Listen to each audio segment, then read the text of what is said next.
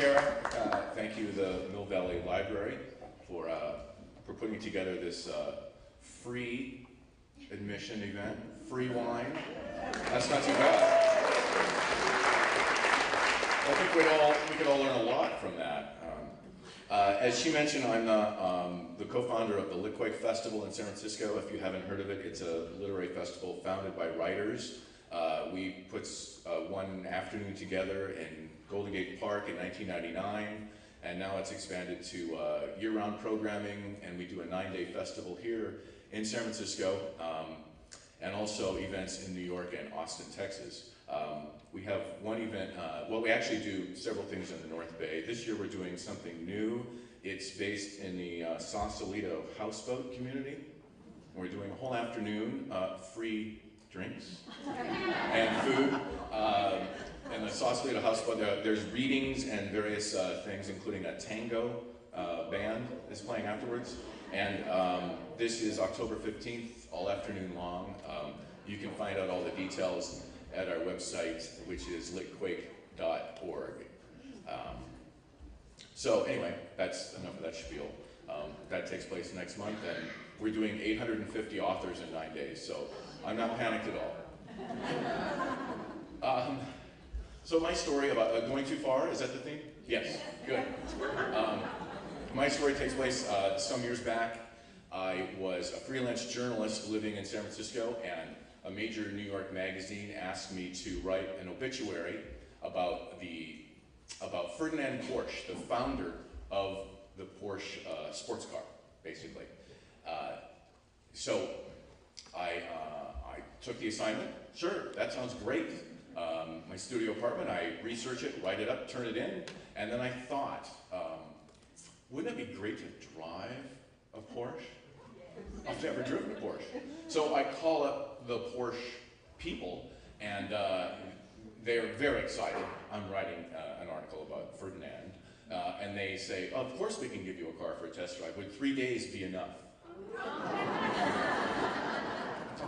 And I thought, I think that's just about enough. Yeah, that'll be fun.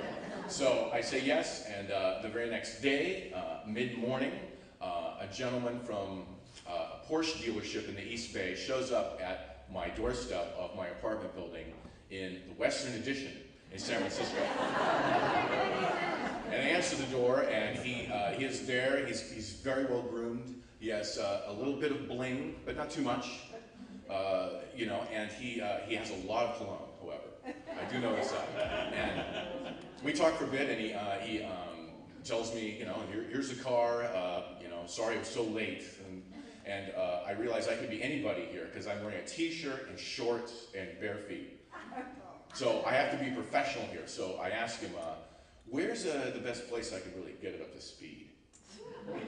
And without a second, he says, Highway 580. East Bay. I'm like, okay, thanks a lot.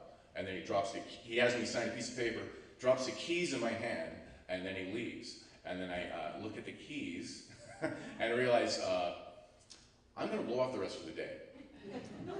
And I can't believe that worked. The article's already turned in. So I call up my friend Tom, who's also a freelance journalist working out of a studio apartment in San Francisco, and I say, of course, let's go. Let's go to Stinson. So, great, I pick him up and we drive across the Golden Gate Bridge like a couple of assholes from Hollywood. Like, we're scouting locations for a car commercial. We're gonna try and pick up some pussy along the way. So we pull into Stinson and we pull right up in front of one of the lunch bars there, and we go in and have lunch, and you know, some of the locals are like, you know, checking out the Porsche, and we're like, that's right. Freelance journalist, studio apartment, Porsche. So we have lunch, have a few beers, we drive all the way up to Mount Tam, and I'm realizing as I'm driving that whatever in a Porsche, if the speed limit is posted, it's a good idea to just double that. Like if it's 20 miles an hour, 40 is just perfect. You get the full experience. So we go all the way to Mount Tam, we stop at the top of it and we take pictures of ourselves in front of the Porsche, like leaning against it, you know. And so, okay, that's done. We pull back into San Francisco, and I get back to my studio apartment, and I I have a parking lot, which is rare in San Francisco to have a parking lot in your apartment building, and I'm looking out at this Porsche, and it's an incredible, it's a 911 turbo maroon, $70,000, and it's in my parking lot, and I don't have a car. I haven't had a car for 10 years, but I have a parking space. So at night, in this district of San Francisco, prostitutes will use my parking spot to you know, do their business, and they just whip the rubber out the window, so you see them lying around on the floor of the parking lot. So I'm realizing I have this great Porsche in my parking lot, and because it's there, these prostitutes have to take their johns down the street to the Ida B. Wells High School and do their business in the parking lot there, and that kind of makes me sad.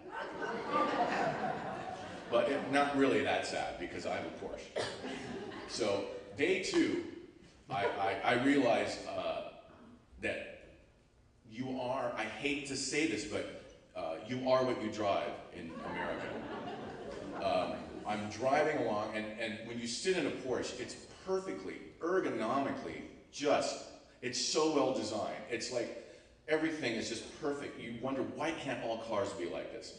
Everything is just effortless, within reach. It's like you're in the womb of a German mother who's very organized.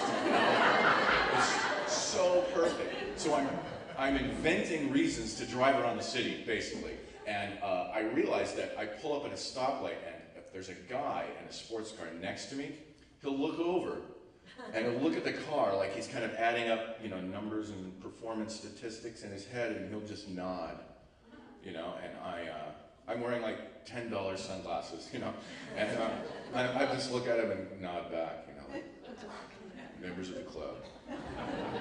And I noticed that women who never would give me the time of day, you know, women with newscaster hair and very put together, you know, tightly wound, you know, makeup, but not too much. You know, they look at me like, oh yeah, the guy with the Porsche. And I think, you know, if you only knew. You know, like they're looking at me like, oh, that guy, that's a cool car. Like we're gonna, you know, travel the world together and have perfect children with perfect teeth, and you know, we're gonna have a garage full of fun toys, and you know, we're gonna have jet boats and all this kind of stuff. But no, I don't roll down the window and say anything. I just nod at them and smile back. On day 2, I realized I'm going to take Mr. Cologne's advice and see what the Porsche does. So I go out around midnight to Highway 580, which goes through the East Bay, and I realize what Mr. Cologne is talking about here, because there's a concrete barrier that separates the lanes, and you know, if there's a police highway patrol, he can't cross over. He can only, you know, he has to be waiting at the top of the hill for you. And I thought, pretty good move. So I kind of turned into a demon on the highway, and I realized that human beings travel in little micro clumps of villages on the freeway at night. There's no cars for 10 miles, and then you have a whole bunch of cars right in the middle. So I zoom in and I zoom around these cars, and I figure out how to cut across rather brashly in front of them. And this is just so ridiculous to me that I actually start talking to myself in a German accent. I just think it's fun, you know? I could totally see why people have Porsche sports cars. You know, I'm like, I have toyed with you long enough. And your inferior cars, I leave you now, you know. It's bored out of my mind, really. Like, I'm just talking to myself. So I zoom, you know, all the way back to San Francisco, and I get back to my hooker parking space out in front of my apartment. And I go back into my apartment and look out and drink a glass of water and look at the car and realize I've driven 140 miles an hour tonight. That is insane. That's an insane thing to do. And the thing about a Porsche is that it kind of makes you want to finish your glass of water and do it all over again. So day 3, now the Porsche has completely taken over my life. I talk about it. Anybody that is that I'm speaking with, that's all I can do. I invent all sorts of reasons just to drive it around town so I can be seen. I can feel my inner asshole starting to emerge. I screech off from a stoplight. I always have to be the first one off of a light. I screech to a halt very quickly, and I whip in front of people in traffic, and then I finally snap, and I call up this girl that I barely know. She used to be a model, and she has at that time a fashionable combination of tattoos and rehab, which I found out soon thereafter that it was pretty light on the rehab part of that equation. So we arranged to go out on a date in the Porsche, and so I pick her up, and we're so excited because there's two of us now in the car, you know, and it's like the American dream. We both know our role to enjoy life and hit the road in a fancy sports car. It's empty, absolutely. It's a totally empty thing, but you know, we realized, well, let's just go, let's have fun, what the hell, you know. So we agreed to drive to Half Moon Bay down the coast. This is in the evening, so before we leave the city, she asked, could we just stop at this place in the Mission District? And I pull up in front of this pretty sleazy bar, and she runs inside, and about 5 minutes later she comes out with this little tiny envelope of this sickly yellow powder. And I think, oh my God, is this, you know, do I just do this? Is this the Hunter Thompson fantasy? Do I just completely go for it? You know? And I say to myself, yes, I do. So we do a little of this, allegedly it was cocaine, but I'm not sure, I'm not a connoisseur, but it definitely, you know, was sickly yellow, and it tasted weird, and, you know, your bowels start to pucker, and you think, this has got baby powder, laxative, what is in this, you know? We could be like messing up the seats here in about an hour. But we roar off out of San Francisco, and then we start like babbling, driving down the coast, and it's so empowering. We're in this Porsche, and we're doing coke, and we're listening to music, and we're talking over each other, not listening at all, of course. Anyone been there? You know, we're like a couple of kids at the food court, just blah, blah, blah, blah, blah, blah, blah. And, you know, and we hug the cliffs, you know, the darkness comes in and the fog is rolling in, and I think, this is it. I'm completely in power. I'm like Teutonic warrior, and I've captured a woman from a village, and we're driving, you know, and I'm beheading Prussians with the front bumper of my Teutonic wagon, you know.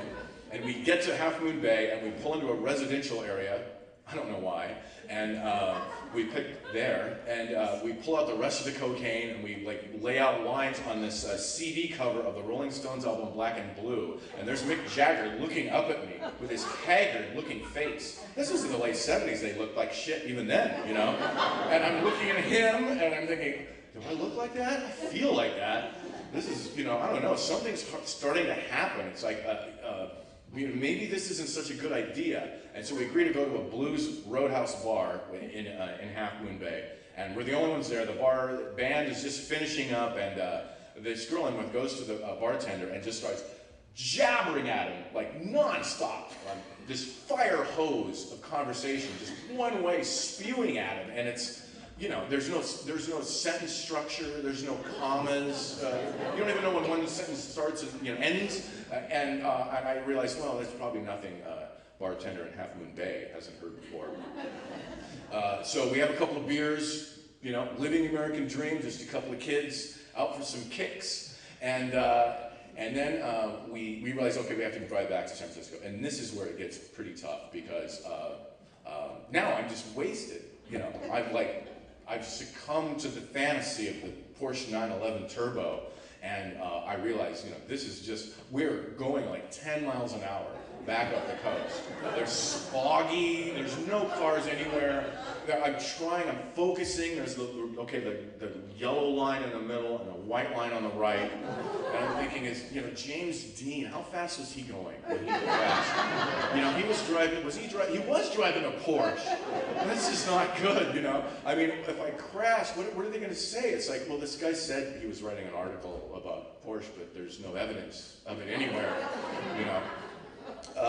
So we finally get back to the city, and you know, I get back to my apartment, and you know, this is just, I just collapse, and of course, Mr. Cologne has to come back for the car that day, And so it rings the doorbell, and I come down, I'm wearing sunglasses, and I'm yawning. You know, I've had like 2 hours of sleep. This car has just beat the shit out of me. And, you know, so he engages me, hey, how'd it go? How was 580? And I said, yeah, thanks for the tip. And we both nod like, oh yeah, 580 tip, 140, gotcha. So I give him the keys back. I want to throw him the keys at him. I just want to say, take this fucking thing away from me before I die, you know. But I just nod, you know. It worked out well, thanks a lot, you know. He takes the car back, and I just go right back to bed. I fall asleep. I probably sleep like 10 hours, just straight. I'm, you know, exhausted. And I finally wake up, and it's dark.